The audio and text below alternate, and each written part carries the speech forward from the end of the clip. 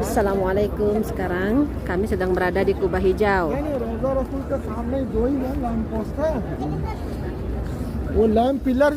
Masjidil Nabawi.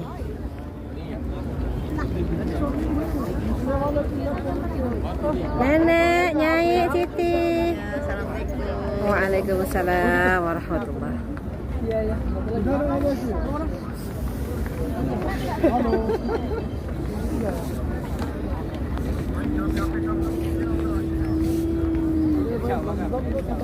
ये lamp post तो दूसरी है ना, आगे रोजे के सामने है, तीसरी वाली बल्कि Ya, Bapak Ibu semuanya, Assalamualaikum warahmatullahi wabarakatuh. Waalaikumsalam warahmatullahi wabarakatuh. Semoga Allah Subhanahu wa taala mengabulkan ibadah salat kita alamin. Insyaallah sekarang kita sama-sama akan memberikan salam kepada Rasulullah sallallahu alaihi wasallam. Lalu setelah salam tersebut berbagai macam bekal yang sudah kita persiapkan untuk kita hadiahkan kepada Rasulullah sallallahu alaihi wasallam berupa bacaan salawat yang kita persiapkan agar dari tanah air akan kita hadiahkan kepada beliau melalui khataman yang akan kita baca insyaallah. Baik, kita mulai. Bismillahirrahmanirrahim. Sallallahu alaihi wasallam. Cahayanya Rasulullah sallallahu alaihi wasallam tepat di bawah Kubah Hijau ini. Orang-orang yang berziarah ke kota Madinah Al-Munawwarah, di dalam pikiran mereka hanya ada dua hal. Yang pertama yaitu bisa berziarah kepada Rasulullah sallallahu alaihi wasallam, dan yang kedua bisa beribadah di dalam Raudhah Mutahharah. Orang-orang yang berziarah kepada Rasulullah sallallahu alaihi wasallam sebagaimana dalam sebuah hadis, qala Rasulullah sallallahu alaihi wasallam, "Man zarani ba'da mauti faka'annama zarani fi hayati." Orang yang berziarah kepadaku ketika aku sudah mati, sudah wafat, maka sama saja seperti dia berziarah kepadaku ketika aku masih dalam kehidupan, kata Rasulullah sallallahu alaihi wasallam. Dalam hadis lain beliau berkata, orang yang berziarah kepadaku maka syafaatku wajib kepada orang tersebut. Itulah tujuan kita untuk bisa mendapatkan syafaatnya Rasulullah sallallahu alaihi wasallam. Dalam hadis yang lain beliau juga bersabda, "Man hajjal baita falam yazurni faka'annama jafani." Orang yang berziarah ke Baitullah, ke Ka'bah Muazzamah, tapi tidak berziarah kepadaku, maka dia itu membuat aku merasa bersedih. Alhamdulillah, kita sekarang berziarah terlebih dahulu kepada Rasulullah SAW, baru setelah itu nanti kita berziarah kepada Baitullah. Bapak Ibu, di kota Madinah Al-Munawwarah, ya kan, salah satu tempat yang paling mulia. Pastinya tempat yang tadi subuh kita telah sama-sama sholat berjamaah di situ, yaitu Masjid Nabawi. Masjid Nabawi ini merupakan masjid kedua yang didirikan oleh Rasulullah SAW bersama dengan para sahabat. Ketika itu dahulunya tanah daripada Masjid Nabawi ini adalah tanahnya dua anak yatim piatu, yaitu Sahal dan Suhail. Ketika Rasulullah berhijrah dari Mekah Al-Mukarramah ke Madinah Al-Munawwarah, ya kan, jadi arah sana itu merupakan arah kota Mekah Al-Mukarramah. Jadi dulu ketika berhijrah, tepat dari pintu ini Rasulullah SAW masuk ke kota Madinah Al-Munawwarah. Unta tersebut, untanya Rasulullah SAW, merebahkan diri di tanah kedua anak yatim piatu tersebut, ya. Baru melanjutkan ke rumahnya Abu Ayyub Al-Ansari yang mana Rasulullah bertamu di situ. Lalu di tempat tanah kosong itulah tadi didirikannya Masjid Nabawi, dan di dalam masjid tersebut juga dibangun rumah Rasulullah SAW.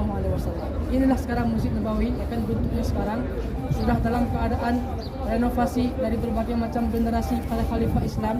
Sekarang memiliki 41 pintu, ya, dimulai dari pintu pertama di situ Babus Salam, tempat para kaum laki-laki bisa berziarah kepada Rasulullah SAW. Terus ke kiri 1, 2, 3, 4 sampai dengan pintu ke 41, ya. Yang paling penting adalah di dalam Masjid Nabawi ini yaitu terdapat jasad mulianya Rasulullah SAW bersama dengan kedua para sahabat, yaitu Hazrati Abu Bakar As-Siddiq dan juga Hazrati Umar radhiyallahu anhu. Tepat itu beliau dimakamkan. Sebagaimana kata Rasulullah juga kepada Hazrati Abu Bakar, ya kan, tidaklah seorang nabi itu mati kecuali akan dimakamkan di mana dia itu mati, kata Rasulullah SAW. Dan bagian yang penting juga di dalam Masjid Nabawi ini adalah sebuah bagian, ya kan, yang mana hanya berukuran 300 meter persegi. Dalam sebuah hadisnya, ma baina baiti wa minbari raudhatun min riyadil jannah, yaitu di antara rumahku ataupun tempat makam Rasulullah sekarang dan juga di antara mimbarku, mimbar yang sekarang juga para khatib berkhutbah Jumat di situ, raudhatun min riyadil jannah, yang mana tempat tersebut adalah taman daripada taman surga, ya.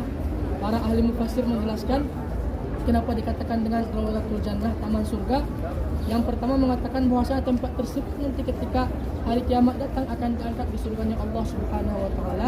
Yang kedua, orang yang berhasil beribadah di situ akan dijamin masuk ke dalam surga. Ya Allah, amin. Ya Oleh karena Allah. itu Bapak Ibu semuanya, kesempatan kita cuma satu kali, ya kan, satu visa, satu kali masuk. Waktu kita pun sudah terjadwal, jangan sampai kita sia-siakan. Mungkin ketika kita nanti melihat antrian akan sangat panjang, janganlah sampai memutus semangat kita untuk bisa beribadah di dalam Raudhah Mutahharah. Ya. Setelah itu juga terusan daripada hadis syarif tersebut, wa mimbari ala haudi, dan mimbarku itu ya kan, orang yang bisa sholat di antara mimbarku itu juga apa itu nanti insya Allah di hari akhir akan bisa meminum daripada telagaku, ya, sungai Al-Kausar yang berada di surganya Allah Subhanahu wa taala. Di dalam Raudhah Mutahharah itu terdapat beberapa tiang utama, ya kan, 6 buah tiang utama, yang mana yang paling terkenal, yang paling mustajabah doa di situ yaitu salah satunya tiangnya Hazrati Aisyah radhiyallahu anha. Di mana pada tiang tersebut Hazrati Aisyah bermunajat kepada Allah Subhanahu wa taala.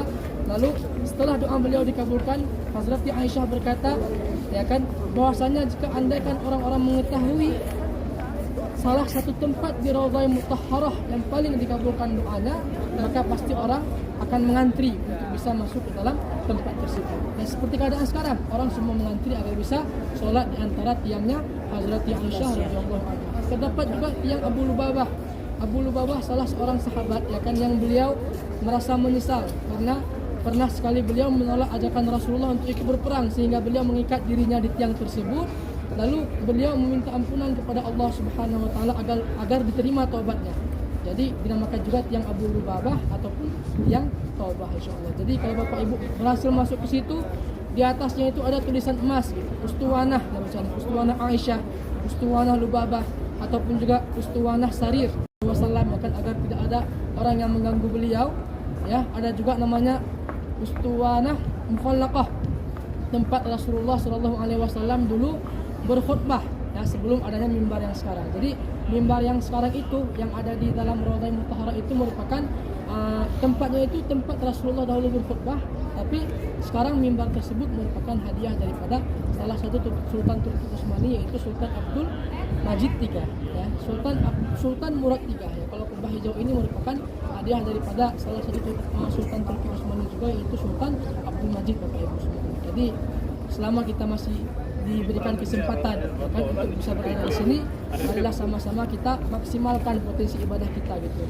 Dan juga beribadah di Masjid Nabawi, ya kan, sebagaimana dalam sebuah hadisnya, salatun fi masjid hadza afdalu min alfi salatin fi ma siwahu illal masjidil haram, kata Rasulullah. Orang yang bisa sholat di Masjid Nabawi ini pahalanya itu 1000 kali lipat, ya kan, dibandingkan sholat daripada di masjid-masjid lainnya kecuali di Masjid Haram. Karena di Masjid Haram itu sampai dengan 100.000 kali pahala. Hanya di sini tempatnya, di Madinah Al-Munawwarah, ya kan, tempat-tempat ajaib gitu yang kita lakukan sekali dilipat gandakan beribu kali. Akan tetapi kalau kita melakukan kesalahan juga begitu. Nah, makanya kita juga harus menjaga diri kita. Ada riwayat yang mengatakan kalau di dalam tanah haram itu, jangankan dosa yang kita lakukan, dosa yang terlewat di hati pun saja itu akan dicatat sebagai dosa. Jadi itu yang bisa kita jelaskan mengenai Madinah Al-Munawwarah dan juga Masjid Nabawi. Insya Allah sekarang kita akan berziarah ke Jannatul Baqi. يعقلوا به نظام Saat ini kami sedang menuju ke pemakaman Baqi. ايه هذا ما كان لك اسمه عشان لا تنظم اليوم. يعني ام محمد مسكينه دخلت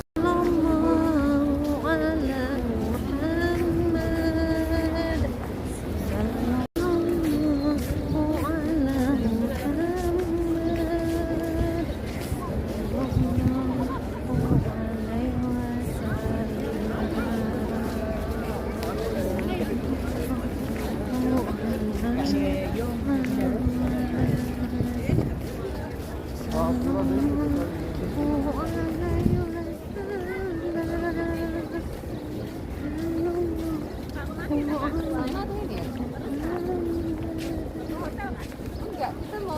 Baqi. Di depan ya.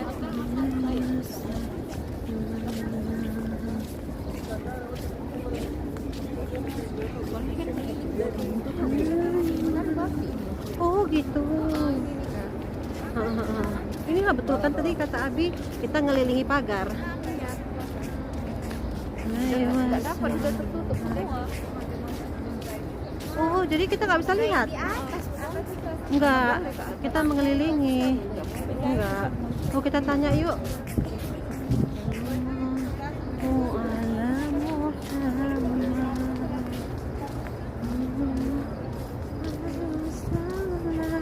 Sir, where is Baki? Baki is close. Close for woman. Yeah. Oh my God. So we have to go back to hotel. Men, Man is going inside. and they can ziarah at Baki. Oh, cannot too. Close. Okay, thank you. There, there. Oh yes, I Stay see. here and there.